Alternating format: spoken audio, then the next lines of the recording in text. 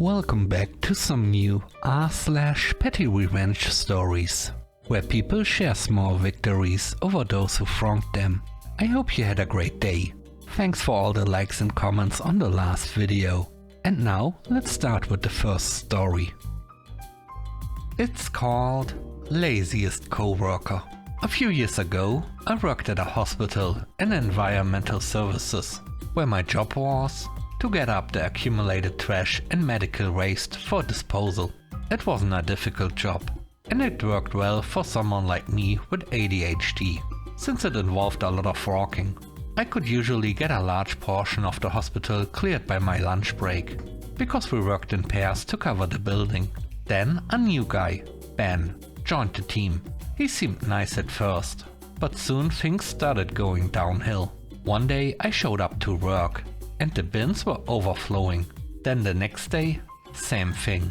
And the day after that, the amount of trash piling up was so bad that I couldn't even get halfway through my section by lunch, leaving me no time to take out the medical waste. I reported it multiple times to management, who were also getting pressure because of the growing mess. We all suspected that Ben wasn't doing his job, but he was a good talker, and we had no solid proof. So I decided to set a trap. That Friday I noticed an overflowing bin in one ring of the hospital, a section that would be closed over the weekend, meaning the trash wouldn't change. I took a photo of the bin and left it untouched, knowing that Ben was scheduled to work that weekend. When I came in on Monday, I checked the same bin. It was exactly the same as I had left it. I took another photo and brought it straight to my boss. Within minutes she was calling Ben into the office. He tried to talk his way out of it as usual, but when I showed the photos, he just sat there, completely silent. Turns out he had been spending most of his shifts hiding in the hospital, messing around on his phone. He was fired immediately, and was also barred from working in any other department of the hospital. It felt pretty good knowing I had made sure the job got done right.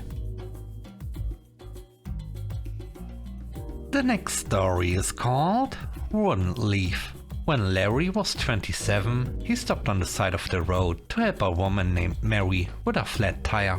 She was 30 years older than him and had 3 adult children, including a daughter named Julie. Despite the age difference, Larry and Mary fell in love, and though they never officially married, they built a life together.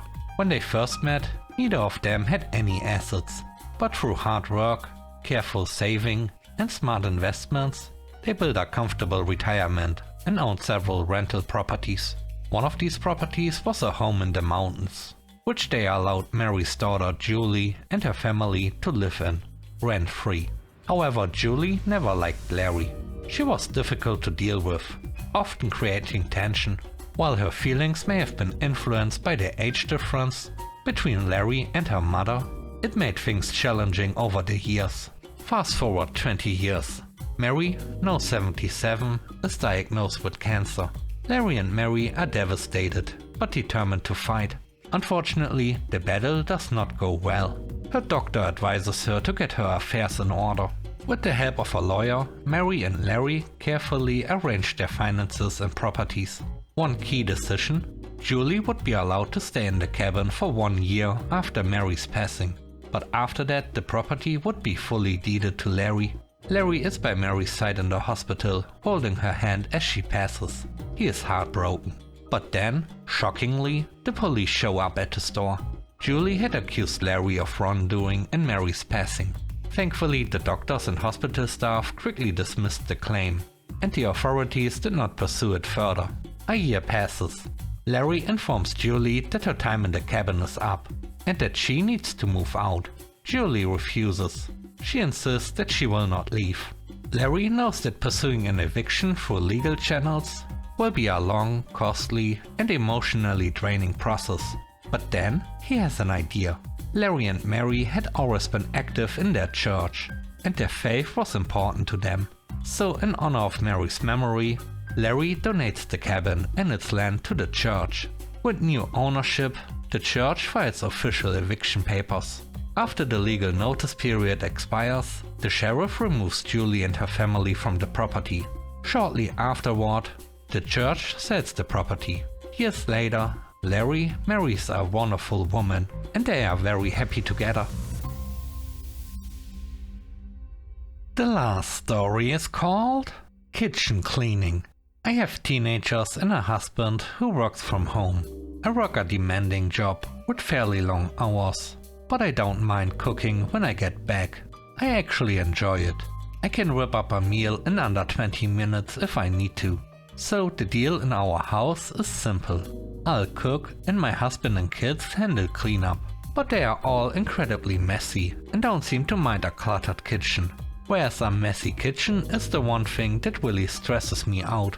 So after a long, exhausting day at work, I'd come home to a disaster in the kitchen and have to clean up before I could even start cooking. I got tired of reminding them over and over. It only added to my stress. That's when I decided to change tactics. Instead of nagging, I simply started grabbing some food at work, then coming home and relaxing with a book on the couch. Eventually, someone would ask, "What's for dinner?"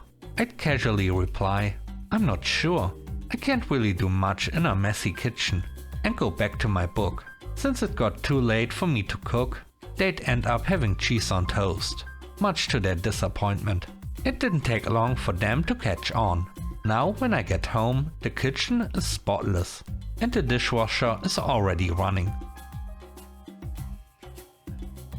Thanks for watching the video to the end. I hope you enjoyed it. If you did, please don't forget to leave a like, comment and subscribe. And if you have time, watch another one of my videos. Also, if you want to support me further, check out the channel membership or Patreon. And now, I hope you have a great day. See you soon. Bye bye.